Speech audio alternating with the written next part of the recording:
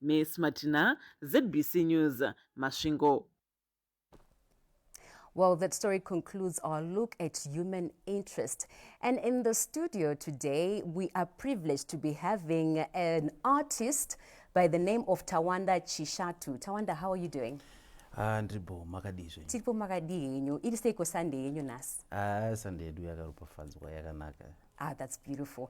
Tawanda, toda kuti ungotiudza kuti anonzi Tawanda ndiani?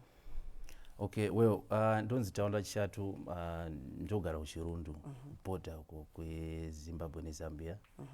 Then ndiri musician we-Afro Jazz, ndinorwa culture music, sim-based music. Idzedu chaidzo dzemuno muZimbabwe. Okay, all right. I know, Tawanda, tinoziva kuti pane gospel, pane Afro, pane hip-hop.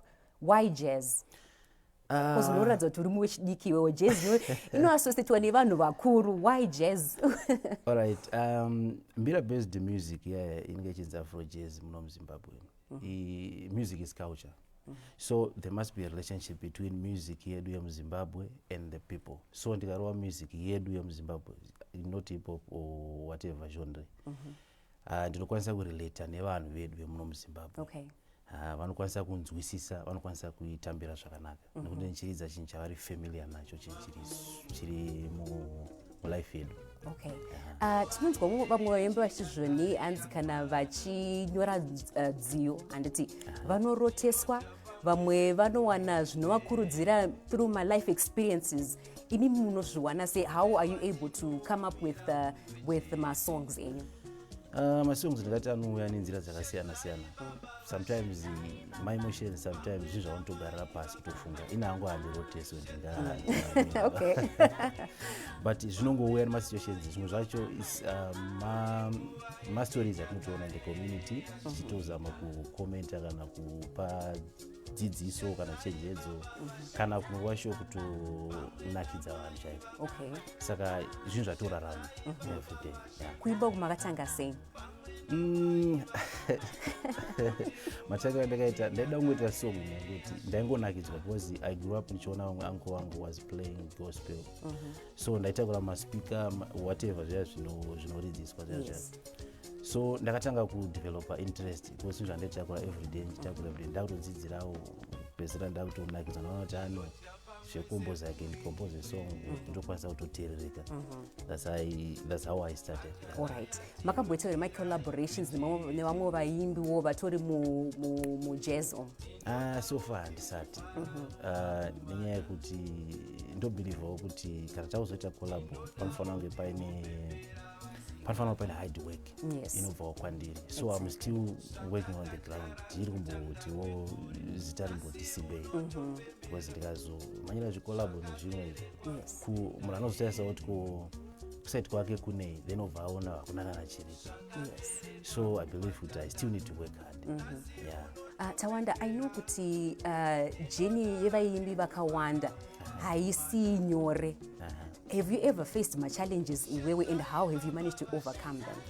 My challenges aripo almost every day because sometimes unotadza kutambirwa muna unotadza kuappreciate like recently I did this song yedu yeChinyakare. Vamwe vanenge vakuti associate kuti maybe anenge akufemba bute akuita saka machallenges there a lot. Mamwe vacho ari financially, mamwe vacho anenge achimbosiyana-siyana, but unoziva sezvinhu zvaunoda.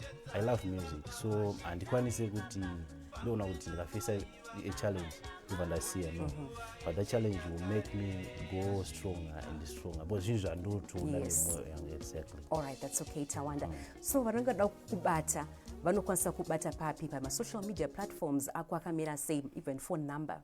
All right, pama platforms I've got YouTube account ndonzi Tawanda Chishato. Then I've got TikTok tiriko masaku kune TikTok. Then on WhatsApp I've got this number of mine 0776824062.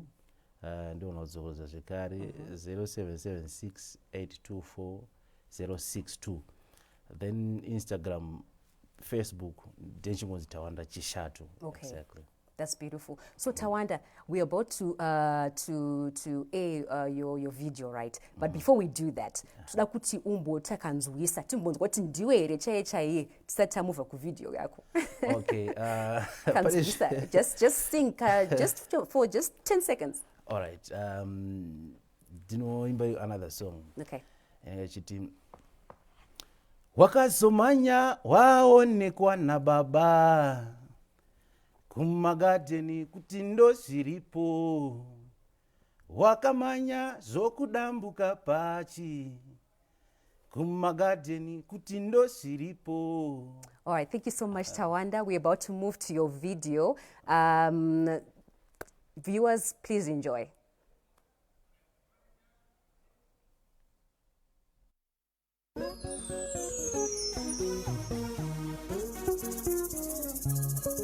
African musician.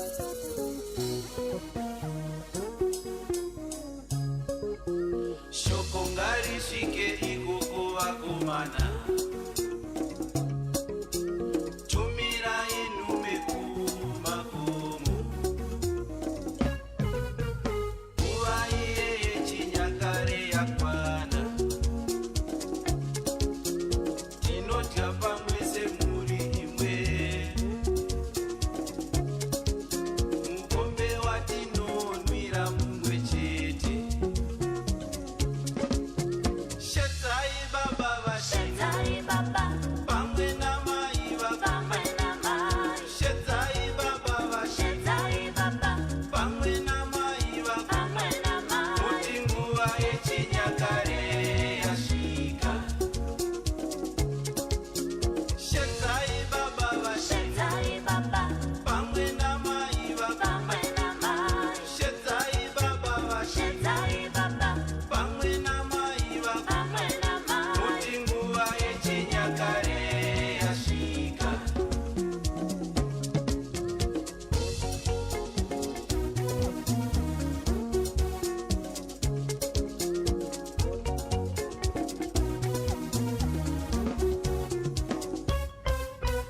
Tinodya pamwe semhuri imwe. Hanjana yatinodyira imwe chete. Tinodawo timbofarawo vakomana. Tinodawo timbopembera vasikana. Zvatakadyara kutanga kwekore, nasi unotopembera. Zvakaberekwa muminda yedu. Zvakaberekwa mumatanga, nasi unotopembera. Tinoda timbofarawo vakomana. Shetai baba vashina. Pamwe namai vakoma. Shetai baba vashina. Well, that is the rich Zimbabwean feeling music from Tawanda Chishato. We just had him in the studio right now, and it's pretty interesting that there's so much that is going on the show, and we love to see it. We love to see Zimbabwean artists making great music, and it's a touch of Africanism, a touch of Zimbabwean flavor to it. And joining me right now is actually a gospel artist. His name is Walter John, and Walter is actually part of the family of Valor Group. They have a song that's African musician.